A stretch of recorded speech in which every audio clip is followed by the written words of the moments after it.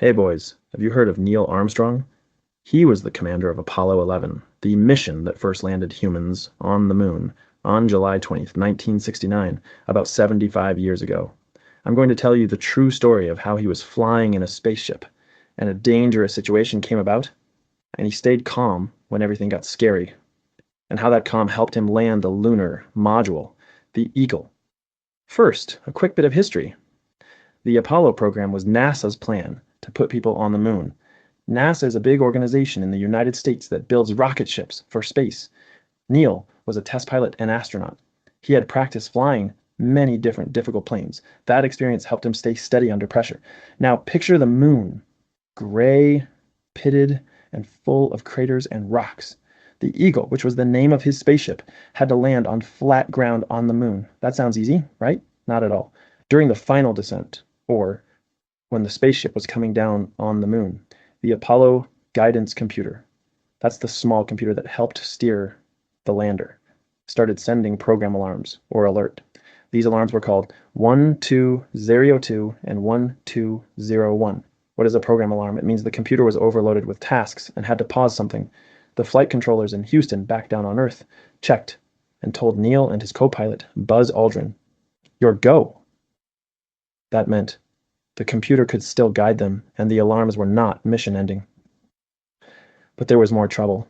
The landing computer was doing its job, but Neil could see, through the small window, that the planned landing zone was full of big boulders and a crater. If they landed there, the Eagle might tip or be damaged, so Neil quietly took more manual control. Imagine alarms beeping, a wobbling lunar module, and the clock counting down fuel. That's a lot to handle, but Neil did not panic. He pointed the nose of the Eagle, flew it slowly across the surface, looking for a safe, clear spot. This is called piloting, using your hands and eyes, not just the computer, to guide the spacecraft. Now let me explain how fuel works. The lander carried propellant for the engine. As you hover and move horizontally or sideways, you burn more fuel. So every second counts. They were getting low. They would land with only seconds of fuel to spare. That means very little margin for error. Now this is the intense part. The alarms kept happening. The computer was busy, and the surface was rocky. Neil's voice was calm. His hands were steady. He flew the Eagle past the boulders, found a smooth patch, and set the lander down. He landed with only seconds of fuel remaining. Neil Armstrong's calm decision-making saved the mission. It let him and Buzz step out later and walk on the moon. Neil's steady nerves, his careful thinking, and his skilled piloting were the reason they touched down safely and made history.